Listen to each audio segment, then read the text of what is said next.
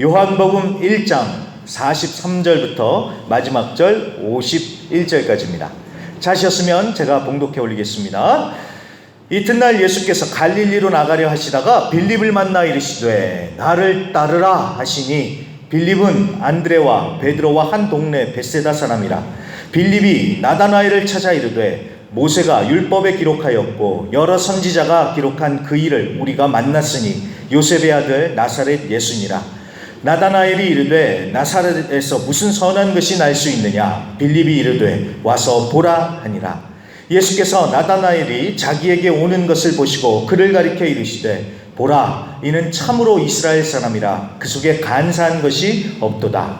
나다나엘이 이르되 어떻게 나를 아시나이까. 예수께서 대답하여 이르시되 빌립이 너를 부르기 전에 내가 무화과 나무 아래에 있을 때에 보았노라.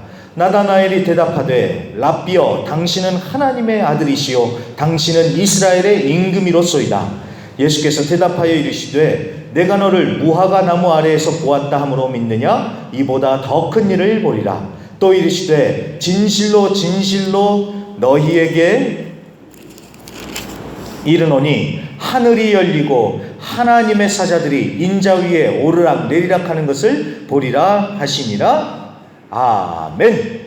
자, 요한복음 5번째 시간입니다. 믿으라, 더 큰 일을 보리라 라는 제목으로 오늘 말씀 증거하도록 하겠습니다. 자, 요한복음 1장이 드디어 오늘로서 끝이 납니다. 자, 복습하는 의미에서 요한복음 1장 전체적으로 한번 훑어보면은요, 자, 요한복음 1장은 요한복음의 서론적인 인트로 같은 부분입니다. 그래서 예수님이 누구신지를 선언하는 내용입니다. 자, 1절부터 18절은요 마치 서시와 같이 너무나도 아름다운 한편의 시와 같은 형태로 예수님을 소개합니다. 그리고 19절부터 마지막 51절까지는 4명의 입을 통해서 예수님을 증언합니다. 첫 번째는 세례 요한입니다. 세례 요한이 예수는 하나님의 아들이다, 하나님의 어린 양이다 라고 증언합니다. 두 번째, 베드로의 친형제인 안드레가 예수님은 메시아다 라고 증언을 합니다. 세 번째, 빌립은요, 모세가 율법에 기록하고 여러 선지자가 기록한 그분, 즉 구약 성경을 통해서 하나님께서 약속하신 구세주, 구원자가 바로 예수님이다 라고 증언을 합니다. 그리고 마지막으로 네 번째, 나다나엘은 하나님의 아들, 이스라엘의 임금이시다, 그분이 바로 예수이다 라면서 증언을 합니다. 자, 요한복음은요 이것처럼요 예수님이 누구이신지를 계속해서 증언하고 알려줍니다. 왜 예수님에 대해서 얘기를 할까요? 왜냐하면 우리가 요한복음 첫 번째 시간에도 봤듯이 요한복음이 기록된 목적이 무엇입니까? 예수님을 알고 예수님을 믿어서 생명, 그러니까 구원을 얻게 하려고, 그래서 자꾸 예수님에 대해서 증언을 하고 있는 것입니다. 자, 그래서 요한복음을 보실 때 예수님을 바라보실 수 있기를 바랍니다. 자, 거기까지가 복습이고요. 이제 오늘 말씀을 우리가 시작해 보도록 하겠습니다. 자, 오늘 본문은 예수님을 만난 두 사람, 빌립 그리고 나다나엘의 이야기입니다. 먼저 43절에 보시면은요, 예수님이 빌립이라는 사람을 만나죠. 그리고 빌립을 딱 보시더니만 빌립, 나를 따르라 라고 말씀하십니다. 자, 나를 따르라, 나하고 같이 가자, 나와 함께 하자, 이렇게 말씀을 하시는 거예요. 자, 우리 교회만 그런 줄 알았더니요, 다른 교회 가도 똑같더라고요. 목사님이 잠깐 보자 라고 그러시면요, 성도님들이 대부분 다 불안해 하시더라고요. 아니, 목사님이 왜 보자고 하냐. 무슨 얘기를 하시나, 무슨 일 시켜 먹으려고 그러시나. 어느 교회를 가도 성도님들이 목사님이 보자 그러면 다들 조금은 불안해 하시더라고요. 그렇죠? 자, 그런데 여러분, 예수님이 부르시면은요, 마음 편하게 하시고 가시길 바랍니다. 예수님은요 다르십니다. 예수님은 야, 너 나하고 일 하나만 같이 하자, 이렇게 일 시켜 먹으려고 부르시는 분이 아니십니다. 예수님이 우리를 왜 부르실까요? 같이 가자, 함께 하자, 그러려고 예수님께서 우리를 부르신다라는 것입니다. 이해되시죠? 자, 예수님은 우리와 함께 하시려고, 같이 있으려고 우리를 부르십니다. 자, 그래서 우리도 예수님과 함께 편안하게 있으면 되는데, 이걸 우리가 잘 알면서도 놓칠 때가 많습니다. 주님을 따라가고 동행하는 것보다는 일하고 뭐 봉사하고 막 이러느라고 바빠가지고 예배도 제대로 못 드리고 막 지치고 힘들어요. 그러면서 마음도 상하고, 자, 주님의 은혜에 감사해서 막 이것도 해드리고 싶고 저것도 해드리고 싶은 마음, 그 마음은 충분히 이해가 됩니다.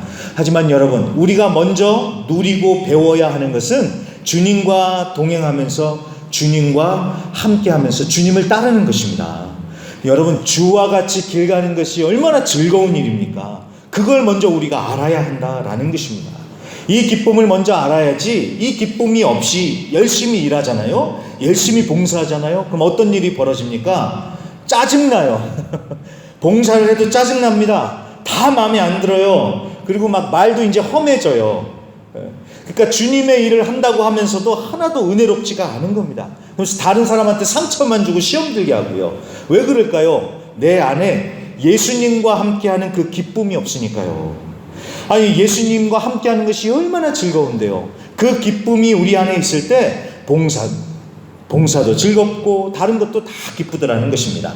그래서 여러분, 주님과 동행하면서 따르는 기쁨을 회복하실 수 있기를 바랍니다. 정말 기쁨이 중요합니다. 예수님으로 충만하다는 증거 중에 하나가 무엇입니까? 바로 기쁨이에요.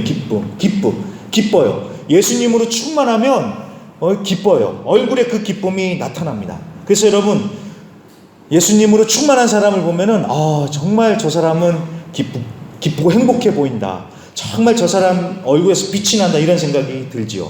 우리가 그래야 된다는 것입니다. 인상 팍 쓰고 말이에요. 막 힘들어요. 예수님을 믿는다고 하는데도 뭔가 막 그래요. 그러면 여러분, 그런 우리의 모습을 보고 다른 사람들이 예수님 믿고 싶겠습니까? 아니, 저 사람은 뭐 그렇게 예수 믿는데 이렇게 힘들고 어려울까? 그렇지 않겠습니까? 자, 물론 예수 믿는 길에는 고난도 있고 시험도 있습니다. 쉽지는 않지요. 하지만 어렵고 힘들어도요, 그 가운데 기쁨과 평화를 누리면서 이겨내는 것, 이게 진짜 예수 믿는 것 아니겠습니까? 그래서 예수 믿으면 진짜 행복하다, 기쁘다, 예수님과 함께하기 때문에 기쁘고 행복하다라는 이 기쁨을 회복하시고 예수님의 기쁨으로 충만하실 수 있기를 바랍니다. 자, 그렇게 빌립은 예수님을 만나고 예수님의 제자가 돼서 이제 예수님을 따라가요. 예수님과 함께합니다. 자, 그렇게 예수님을 만난 빌립이 이제 어떤 행동을 취합니까? 45절에 보니까 예수님과의 만남을 체험한 후에 빌립은 곧바로 자신의 절친, 아주 친구예요.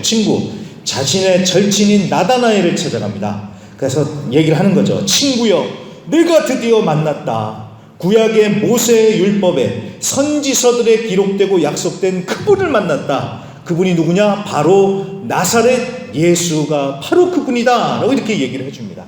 아유, 이해가 됩니다. 얼마나 신났겠어요. 예수님을 만났는데 너무 좋은 거예요. 그러니 얘기 안 해주고 싶겠어요? 그래서 가서 내가 예수님을 만났다, 그분이 구원자다, 이렇게 얘기해 주는데 나다나엘이 어떻게 합니까? 그러냐고, 어디 가보자, 이렇게 안 하죠. 시큰둥하게 반응을 합니다. 별로 반응을 잘 안 해줘요. 그랬더니 빌립이 뭐라고 합니까? 46절 후반부에요. 빌립이 이르되 와서 보라 하니라. 와서 봐라.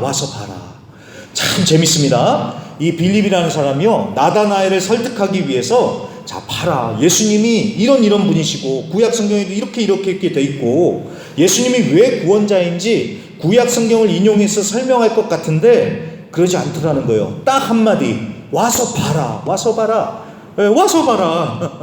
말이 필요 없다는 거예요. 직접 가서 보고 만나고 네가 체험을 하라, 이겁니다. 여러분, 우리도 그러지 않습니까? 맛있는 거 있으면 어떻게 돼요? 맛있는 거 먹었으면 어떻게 해요? 막 알려주고 싶잖아요. 너도 좀 가서 먹어봐라. 일단 먹어봐라. 제가 요번에요, 상파울로에서요, 어느 목사님께서 사과를 한 상자를 사오신 거예요. 그러면서 사오셔가지고 호출을 했습니다. 근데 피곤하고 그냥 쉬고 싶어요. 그래가지고 저도 사과를 좋아하는데 그냥 방에서 쉬겠다고 그렇게 말씀을 드렸습니다. 그리고 뭐 사과가 뭐 다 사과지 뭐 특별할 게 있겠어요. 근데도 막 계속 부르니까 어쩔 수 없이 끌려가다시피 해서 나갔습니다. 나가는데요, 웬걸요, 사과가요 이만해요. 진짜 이만합니다. 요만이 아니라요, 제 손이요 이만해요. 좀 과장스럽게 표현해서 저희 집사람 얼굴만 하고요. 실제로는 저희 집사람 얼굴 한 반 정도는 되는 것 같아요. 어마어마하게 큰 사과가 있습니다. 그 사과가요, 이 깎는데, 저희 집사람이 깎는데, 이게 무거워가지고 돌려서 깎는데, 이 손을 부들부들 거리더라고요. 그리고 그걸 다 깎아서 잘라놓으니까, 우리 이제 좀 있으면 밥 먹을 때 쓰는 그 접시 있지 않습니까? 그 접시에 수북하니 쌓이는 거예요. 어마어마하게 큽니다. 얘기를 들어봤더니 그게 부사인데, 브라질에 일본 사람들이 많잖아요. 일본 사람들이 어떻게 그 부사 그 큰 거를 키운대요. 먹었는데 얼마나 맛있던지요. 맛있어서요. 그거 계속 먹다가 그날은 그걸로 저녁을 때워버렸습니다. 엄청 많이 먹었다는 것이죠. 자, 그 다음에 제가 어떻게 했을까요? 이제는 제가 다른 목사님들께 와서 드시라고. 와서 드세요. 진짜 맛있습니다. 일단 드셔보세요. 일본 사람이 만든 부사, 아니요. 와서 먹으라고. 여러분, 사람이 그래요. 진짜를 만나면요, 말이 필요 없습니다. 그냥 와서 봐라. 먹어봐라. 예수님을 만나도 똑같다는 것입니다. 진짜이신 예수님을 만나면 말이 필요 없습니다. 예수님이 너무 좋아서 가만히 있을 수 없는 거예요. 그래서 내가 만나는 모든 사람들한테 와서 보라, 와서 보세요 하면서 이 한마디 하는 겁니다. 여러분, 이게 바로 전도이며 이게 바로 복음을 전하는 것입니다. 막 설교하는 것처럼요, 막 말씀을 가지고 논리를 대가지고 상대방을 굴복시키는 것이 아니라 내가 만난 예수님, 당신도 한번 만나보시라고, 정말 좋으니까 와보라고 아주 자신있게 가지고 자신있게 얘기하는 겁니다. 이게 바로 전도입니다. 그래서 우리 성도님들도 그 예수님 너무 좋다고, 예수님을 한번 만나보십시오 라고 정말 전도하실 수 있는 그런 은혜가 있기를 바랍니다. 자, 그렇게 해서 이제 빌립의 이야기가 끝났습니다. 이제부터는 예수님을 만난 나다나엘의 얘기를 한번 보도록 하겠습니다. 자, 친구 빌립을 통해서 전도를 받은 나다나엘이 어떻게 반응을 했다고요? 46절, 나사렛에서 무슨 선한 것이 날 수 있느냐라고 이렇게 시큰둥하게 반응을 합니다. 자, 나사렛은요, 우리 아순수연으로 치면은 저기 좀 차가리따처럼 작고 가난한 동네입니다. 그리고 그곳에는 이방인들이 섞여 사는, 그래서 유대인들 입장에서 보기에는 좀 부정한 동네로 그렇게 보였습니다. 그러니 그런 동네에서 무슨 선한 것, 구원자가 태어날 수 있겠냐, 지금 이 얘기입니다. 자, 그런데 그렇다고 해서 나다나엘이 무시한 건 아니지만, 자, 이제 우리가 보겠지만요, 이 나다나엘은 굉장히 말씀을 잘 알고 말씀을 묵상하고 하나님에 대한 열심이 있는 사람이었습니다. 그렇기 때문에 나다나엘은 알고 있었던 거예요. 메시아가 나사렛에서 태어나는 게 아니라 베들레헴에서 태어날 것을 이 나다나엘은 알고 있었던 겁니다. 그래서 나사렛 출신의 예수는 구원자일 수가 없다, 지금 이렇게 얘기를 하는 겁니다. 그러니까 야, 내가 아는데, 빌립, 내가 아는데 그런 일은 절대로 있을 수 없다. 내가 아는데 그 나사렛에서는 선한 것, 메시아가 태어날 수 없다. 내가 안다. 지금 이 얘기를 하는 겁니다. 근데 알기는 뭘 알아요? 알아도 어설프게 알았죠. 모르는 거예요. 안다고는 했지만 몰랐던 것이죠. 제대로 몰랐던 것이죠. 자, 이거를 저는 지식의 저주라고 그렇게 한번 생각을 해봤습니다. 지식의 저주. 지식의 저주가 뭐냐면요, 나다나엘이 알고 있는 그 지식이 편견, 선입관을 가진 사람으로 만들어버린 거예요. 내가 아는데 요건 아니다, 이렇게다, 편견, 선입관을 만들어버린 것입니다. 이런 말이 있습니다. 편견은 때로 하나는 알지만 전체를 알지 못하는 데서 파생한다 라는 이런 말이 있습니다. 그러니까 자기가 아는 하나가 다인 거예요. 그러면서 이건 이거야 라면서 다른 사람들의 얘기는 다 무시하는 거예요. 내 말만 맞다고 하는 것입니다. 토마스 아퀴나스라는 사람이 했다고 알려진 아주 유명한 얘기가 있습니다. 이 세상에서 가장 무서운 사람은 단 한 권의 책만 읽은 사람이요. 이 말 들어보셨죠? 이게 무슨 뜻입니까? 자기가 아는 그 하나가 전부인 줄 아는 거예요. 그러니까 어떻게 됩니까? 다른 사람 말은 다 틀린 거예요. 내가 아는 것만 맞는 거예요. 그러면서 어떻게 됩니까? 극단적으로 치우치죠. 자기가 알고 있는 것만 맞고 다른 사람은 다 틀리다고 하면서 한쪽 극단적으로 가는 것입니다. 근데 어떻게 여러분 책만 그렇습니까? 요새는요, 유튜브 정말 잘 보셔야 됩니다. 유튜브 잘못 보면은요, 한쪽 말만 그쪽으로 극단적으로 치우쳐지기 십상입니다. 그러다가 선동당하고 그러다 잘못된 길로 가기 십상입니다.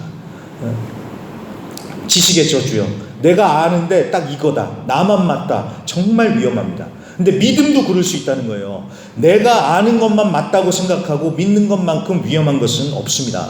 여러분, 이단 사이비들이 하는 얘기가 뭡니까? 우리가 맞다는 거 아니에요. 우리만 비밀을 알고 있다, 우리만 안다. 정말 위험한 것입니다. 특히나 여러분 열심히 믿는다는 사람들이 그런 위험에 빠질 위험이 정말 큽니다. 오늘 나다나엘이 딱 그렇잖아요. 이 사람은요 대충 믿는 사람이 아니었습니다. 하나님을 열심히 믿고 말씀도 잘 알고 기도도 많이 한다고 하는 그런 사람이었습니다. 그런데 이런 자신이 아는 그 지식으로 인하여서 선입관이 생기고 예수를 못 알아보는 것이죠. 예수를 믿으면 믿을수록 우리가 마음이 열리고 다른 이들을 이렇게 포용할 줄 알아야 되는데 내 생각이 아니면 밀어내고 정죄하는 일, 이런 일이 벌어지더라는 겁니다. 이번에 선교대회 말고요 그 전에 있었던 예수동행 세미나요. 거기서 이제 뭐 여러 가지 좋은 얘기 많이 듣고 많은 것을 배웠습니다. 그 유기성 목사님께서 이제 강의를 하시는데 뭐 많은 도전이 됐지만 그 유기성 목사님께서 아주 이렇게 철저하게 정말 이거는 조심하라고 강조하신 게 있었습니다. 두 가지가 있었습니다. 뭐냐면요. 첫째는 율법주의 사고요. 율법주의 사고. 내가 아는 게 정답이라는 거예요. 그러면서 나는 기도 30분 이상, 큐티 매일마다 하고, 성경 1년에 한 번 통독하고, 이게 이런 걸로 이제 사람을 판단하는 거예요. 나는 기도 30분 하는데 당신은 30분 이상 못하니까 당신은 진짜 믿음이냐? 판단하는 거예요. 나는 예수 동행 일기를 쓰는데 당신은 안 쓰냐? 당신 뭐냐? 이 예수 동행 일기를 안 쓴다고 여러분 구원을 못 받습니까? 구원에서 탈락합니까? 아니죠. 근데 그런 식으로 흘러가더라는 거예요. 제자 훈련하는 교회는요. 제자 훈련을 하고 안 하고, 그래서 제자 훈련 한 사람들은 막 진짜 신앙 좋은 사람, 제자 훈련을 안 한 사람들은 게으르고 나태한 사람. 말이 안 되죠. 말이 안 되죠. 근데 그런 율법주의적인 사고를 사람이 갖는다는 거예요. 내가 하는 이게 정답이라고 하면서요. 또 하나, 공로주의요. 공로주의. 쉽게 말해서 나는 이만큼 했다는 거예요. 그러면서 내 자랑을 하는 거죠. 내가 기도를 많이 해서, 내가 헌금을 많이 내서, 내가 봉사를 열심히 해서, 자기 자랑을 하고요. 자기를 드러내는 거예요. 그러면 자기를 드러내면서 어디로 빠질까요? 당연히 다른 사람 비판하죠. 나는 이만큼 하는데 당신은 뭐냐? 아니라는 거예요. 여러분 이건 교만입니다. 이건 진짜 악 중에 악입니다. 아니에요. 그러려면 진짜 하지 마세요. 진짜 하지 마세요. 난 11조를 이만큼 하는데 너는 11조 그만큼 그렇게 판단하고 자랑하려면 차라리 11조 안 하고 그냥 겸손한 게 훨씬 낫습니다. 이건 교만입니다. 악한 것입니다. 내가 많이 뭔가를 한다고, 내가 많이 안다고 교만할 게 아니라 진짜 많이 알면요 오히려 고개를 숙여야죠. 그렇죠? 그리고 다른 이들을 품을 수 있어야죠. 이게 진짜 믿는 사람의 모습 아니겠습니까? 이게 진짜 성령 충만한 사람 아니겠습니까? 자, 그런데 이것도요 예수님을 제대로 만나니까 해결이 되더라고요. 예수님을 만난 이 나다나엘도 이 부분이 이제 해제가 되더라는 것입니다. 자, 47절 보세요. 예수님이 나다나엘을 딱 보시더니만 대뜸 하시는 말씀이, 자, 이는 참으로 이스라엘 사람이다. 그 속에 간사한 것이 없도다. 이렇게 말씀하십니다. 전 이걸 보면서요 예수님 참 대단하시다. 진짜 예수님은 마음이 넓다라는 생각이 들었습니다. 왜냐하면 야, 너 내가 나사렛에서 왔다고 무시하냐? 이렇게 하시는 것이 아니라 나다나엘의 긍정적인 면, 좋은 면을 보시면서 칭찬하시잖아요. 그러면서 나다나엘을 받아주시죠. 참 우리도 이런 넓은 마음을 가져야겠다는 생각이 들었습니다. 다른 사람이 한마디 했다고 그냥 날카롭게 받아치는 게 아니라 그걸 여유롭게 받으면서 그 충격을 좀 흡수할 수 있는, 그래서 뭐 부정적인 말을 들었다 할지라도 긍정적으로 되돌려줄 수 있는 참 그런 은혜의 사람이 되어야겠구나라는 그런 생각이 들었습니다. 자, 아무튼 예수님이 그렇게 말씀하시니까 나다나엘은요, 주님, 당신 나를 아십니까? 이렇게 얘기를 하지요. 나를 아십니까? 오늘 처음 본 사람이 나를 아주 잘하는 것처럼 얘기를 하니까 나 아냐고 물어볼 수밖에 없죠. 그랬더니 예수님께서 대답을 하십니다. 48절, 빌립이 너를 부르기 전에 내가 무화과 나무 아래 있을 때 보았노라. 네가 무화과 나무 아래 있을 때 내가 봤다. 너를 봤다. 이렇게 말씀하시는 겁니다.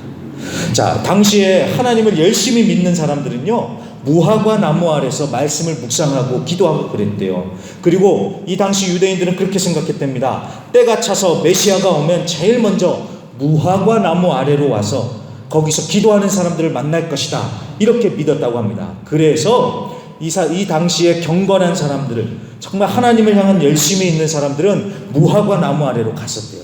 자, 나다나엘이 무화과 나무 아래에 있었다는 것은 그만큼 나다나엘이 하나님을 열심히 찾고 하나님의 뜻이 이루어지길, 하나님의 은혜를 간절히 구했다는 그런 뜻이지요.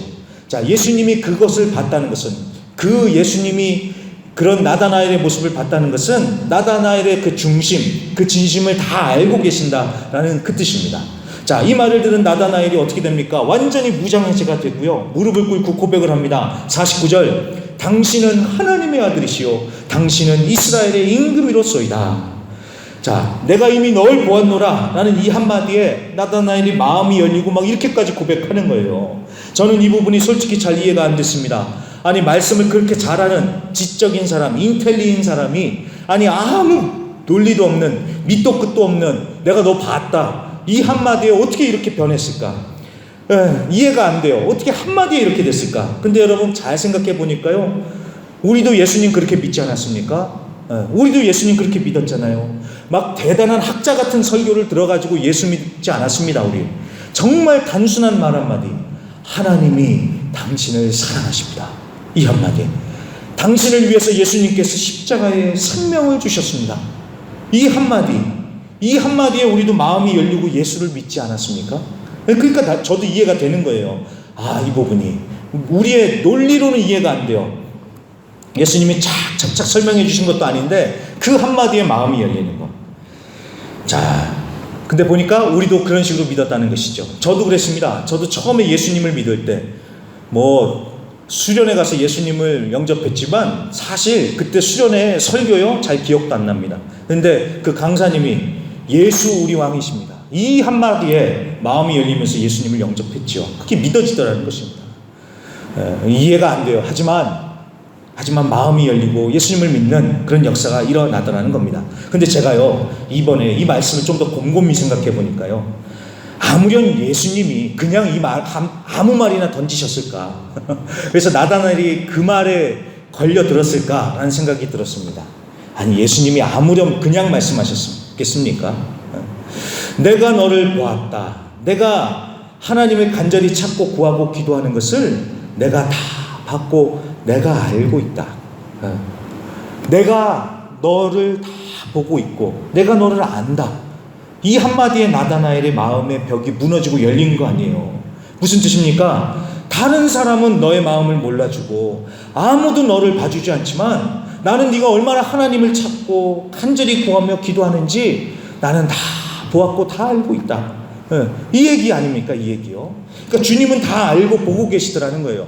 우리가 어떤 상황에 있는지, 우리가 얼마나 힘들고 어려운 상황에 있는지, 그럼에도 불구하고 주님을 놓지 않고 그 자리에서 주님께 기도하며 주님을 찾고 있는 것, 그 마음, 그 눈물, 주님은 다 보고 계시고 다 알고 계시더라는 것입니다. 자, 나다나엘은 그게 무화과 나무 아래예요. 하지만 어떤 성도님에게는 무화과 나무가 아니라 망고나무 아래가 될 수도 있고요. 어떤 성도님들은 그게 새벽 기도의 자리가 될 수가 있고요. 어떤 성도님에게는 그게 집의 식탁의 자리가 될 수가 있고요. 어떤 성도님에게는 그게 사무실이 될 수도 있고요. 어떤 성도님들에게는 학교 책상 위가 될 수도 있고요. 어떤 성도님에게는 그게 가게 카페가 될 수도 있겠죠. 주님을 간절히 찾고 눈물로 기도하는 그 자리요. 그 자리, 우리가 기도할 때 주님은 다 보고 계시면서 내가 널 보았다, 네가 새벽 기도의 자리에서 기도하는 것을 내가 다 봤다, 네가 너의 집에서 식탁에 앉아서 기도하는 것 내가 다 보았다, 너의 눈물을 내가 다 봤다. 지금 이 얘기 하시는 것 아니겠냐라는 것입니다. 감리교 창시자인 요한 웨슬리 목사님의 사모님 수산나 웨슬리 사모님 얘기를 좀 해볼게요. 이분이요, 자녀를 무려 19명을 낳았답니다. 19명이요. 어마어마하게 많이 낳으셨죠. 그런데 참 안타깝게도 그 중에 6명인가 9명인가는 일찍 죽었다고 합니다. 그래도 얼마나 대단하세요. 그 자녀들을 다 키우는 거예요. 정말 요한 웨슬리 목사님 대단하시다라는 생각이 들었지만 한편으로는요, 사모님을 생각하니까 마음이 짠하더라고요. 이 남자야 애 낳아놓고 밖에 나가서 일하니 일만 하면 되지만 그 부인은요, 여자는 그 집안일 다 하면서 그 애 키워야 되는 게 이게 보통 일입니까? 얼마나 바쁘고 피곤하겠어요. 안 봐도 뻔하죠. 그러니까 이 사모님이 가만히 앉아서 집중하면서 기도할 시간이 어디 있겠어요. 그래도 하나님을 향한 갈망이 있으니까 이 사모님이 어디서 기도를 하셨냐? 부엌에서요. 부엌에서 앞치마 이렇게 딱 뒤집어 쓰고, 그렇게 음식 만들다가 앞치마 이렇게 뒤집어 쓰고 얼굴 가리고 기도하고, 부엌에서 하다가 앞치마로 또 얼굴 가리고 기도하고, 그렇게 주님을 찾고 기도했다고 합니다. 자, 그거를 예수님께서 다 보고 계시고 알고 계시는 거죠. 야, 네가 부엌에 있을 때 내가 너를 보았다. 너의 눈물, 너의 아픔 내가 다 안다. 이렇게 말씀하지 않으셨을까요? 아시지 않으셨을까요? 그러면 다 끝난 거죠. 내가 너를 보았고 내가 너를 다 알고 있다. 이 한마디면 충분한 거잖아요. 주님, 내가 그렇게 힘들고 어려워서 주님을 찾을 때 목사님도 몰라주고 장로님도 몰라주고 권사님도 몰라주지만 그래도 주님은 나를 다 보시고 알아주셨군요. 이거 한마디에 얼마나 큰 위로가 되겠습니까? 오늘 나다나엘도 그런 큰 위로가 임하지 않았을까라는 그런 생각을 합니다. 성도님들 꼭 기억해 주십시오. 사람은 보지 못하고 듣지 못해도요, 예수님은 다 보고 계시고 듣고 계십니다. 내가 너를 보았고 내가 너를 잘 안다 라는 이 말씀이 정말 우리 모든 성도님들에게 주님의 음성으로 들려서 정말 큰 위로와 큰 힘이 되실 수 있기를 간절히 축복하고 기도합니다. 자, 이제 마지막 부분입니다. 자, 나다나엘이 완전히 예수님 앞에 무릎을 꿇으니까 예수님 말씀하세요. 50절, 내가 너를 무화과 나무 아래서 봤다고 이러냐? 야, 이거 아무것도 아니다. 더 큰 일을 볼 것이다. 이렇게 말씀하십니다. 야, 이 정도로 놀라지 말라는 거예요. 이것보다 더 큰 일도 볼 텐데 그가 믿고 더 큰 일 봐라, 이 얘기입니다. 자, 더 큰 일이 무엇일까요? 이것은 이제 다음 주부터 시작된 예수님께서 행하실 기적, 표적들을 가리킬 수도 있지만 이거는요 51절을 연관시켜서 봐야 됩니다. 51절 보시면 또 이르시되 진실로 진실로 너희에게 이르노니 하늘이 열리고 하나님의 사자들이 인자 위에 오르락 내리락 하는 것을 보리라. 하늘이 열리는 것을 보게 될 거라는 거예요. 그러면서 하나님의 사자들이 인자 위에, 예수님 위에 오르락 내리락 하는 것을 보게 될 것이라는 겁니다. 빨리 설명합니다. 이거는요 구약의 두 군데를 배경으로 하는데요. 먼저 첫째는 창세기 28장입니다. 이번 주 샬롬 큐티 본문으로 우리가 보게 될 텐데요. 자, 야곱이 형을 피해서 도망갑니다. 가다가 노숙을 하게 되죠. 그냥 길에서 잡니다. 그때 꿈에서 사닥다리가 딱 서 있는 걸 봅니다. 사다리가 서 있는 걸 보는데 그 꼭대기가 하늘에 닿았고 하나님의 사자들, 천사들이 오르락 내리락 하는 것을 봐요. 자, 오늘 말씀이 바로 그 얘기예요. 하늘이 열리고 하나님의 사자들이 오르락 내리락 한다고. 그런데 사다리가 없어요. 누구를 통해서요? 인자이신 예수님이 바로 그 하늘과 땅을 연결해주는 사다리라는 겁니다. 그래서 예수님을 통해서 하나님과 연결이 되는 놀라운 역사가 일어난다라는 것입니다. 자, 아무도 하나님 앞에 나갈 수 없었습니다. 하지만 예수님을 통해서, 예수님의 십자가를 통해서 하늘이 열리고 하나님 앞에 나가 하나님과 함께 되는 그런 놀라운 일이 벌어진다는 것입니다. 이것은요, 제가 요한복음 2장 성전에 대해서 볼 때 그때 다시 설명을 합니다. 자, 그게 첫 번째입니다. 야곱이 꿈에서 하늘에 올라가는 사다리를 봤듯이 예수님께서 그렇게 하늘과 우리를 연결시키시는 그런 사닥다리가 되실 거라는 겁니다. 둘째, 인자라는 말이 중요합니다. 이 인자요. 인자라는 얘기는 우리가 다니엘서 7장에 볼 때 나왔는데, 다니엘서 7장 13절에 보면 내가 또 밤 환상 중에 보니 인자 같은 이가 하늘 구름을 타고 와서 라면서 인자에 대해서 얘기를 합니다.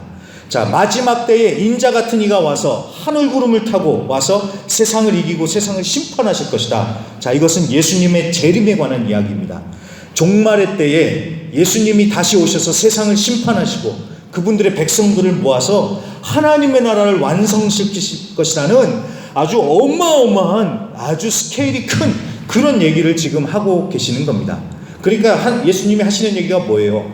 야, 내가 널 안다는 정도로 놀라지 마라. 야, 예수님이 하는 일은, 내가 하는 일은 이것보다 훨씬 더 큰 일이다. 우리의 상상을, 너희들의 상상을 초월하는 어마어마한 큰 일이 일어날 것이다. 지금 예수님께서 그 얘기를 하시는 것입니다. 그래서 저는요, 이 말씀을 보면서 뭐 신학적으로 따져도 괜찮겠지만, 그런 게 무슨 소용이겠어요. 여러분, 정말 큰 믿음을 가지십시오. 정말 하나님께서 우리에게 우리의 상상을 초월하는 정말 크고 놀라운 일들을 우리의 삶 가운데 행해 주실 것입니다. 정말 신기하게도요, 사람이 정말 신기한 게 뭐냐면요, 정말 믿음대로 하나님의 역사를 체험하더라고요. 자신이 믿음대로요. 믿음이 요만한 사람은요, 정말 요만한 저기 하나님의 역사를 체험해요. 근데 믿음이 정말 이만한 사람은 정말 이렇게 큰 하나님의 역사를 체험하더라고요. 이 얘기만 하고 말씀을 마치겠습니다. 이번에 브라질 현지인 선교대회 때 정말 큰 은혜 많이 받았습니다. 막 현지인 목사님들이 난리가 났어요. 250명 정도가 모였는데 현지인 목사님들이 다들 좋았대요. 그 중에 지금까지 현지인 선교대회 9번을 다 참석한 목사님이 계시거든요. 저희 앵가 순복음교회. 그분이 대번 하는 얘기가 내가 다 가봤는데 이번 9번째가 제일 좋았다고. 그럴 정도로 좋았대요. 그럴 정도로 좋았는데 특별히 이번에 이영훈 목사님이 오셔서 말씀을 전해주시고 강의를 하시는데 너무 다들 은혜를 많이 받았습니다. 이영훈 목사님이 우리 순복음의 역사부터 시작해서 또 이제 믿음의 선포에 대해서 설명을 해주시는데요. 그 대조동 천막교회, 그 처음 그 조용기 목사님이 시작하셨던 그 교회, 그 얘기부터 시작해서 조용기 목사님의 꿈, 비전, 그러면서 조용기 목사님이 믿음으로 선포하면서 하나님, 한국에서 제일 큰 교회, 세계에서 제일 큰 교회 되길 원합니다. 그렇게 해서 정말 세계에서 제일 큰 교회가 됐잖아요. 이 얘기를 해주시는데 다들 막 현지인 목사님들뿐만 아니라 우리 한인 선교사님들도 다들 막 가슴이 뜨거워지고 막 난리가 난 거예요. 근데 여러분, 이게 어디 뭐 조용기 목사님이 잘하셨다 자랑하려고 그런 얘기를 하신 게 아니죠. 그게 조용기 목사님이 하신 게 아니잖아요. 하나님이 하셨잖아요. 하나님께서 다 하신 것이고 조 목사님은 그걸 그냥 믿음으로 바라봤다라는 거예요. 그러니까 세상에서 제일 큰 교회가 됐다는 걸 자랑하는 게 아니라 우리 하나님이 정말 그렇게 크신 분이라는 거예요. 그 크신 하나님이 하시는 일을 우리는 우리의 생각이 뛰어넘을 텐데 그 크신 하나님을 제발 믿고 정말 더 큰 일을 보라는 것입니다. 그래서 여러분 부탁드립니다. 정말 꿈을 꾸십시오. 믿음으로 꿈을 꾸시고 믿음으로 선포하십시오. 믿어서 정말 더 큰 일을 보실 수 있는 저 우리 모든 성도님들이 되시기를 주의 이름으로 간절히 축복하고 기도합니다.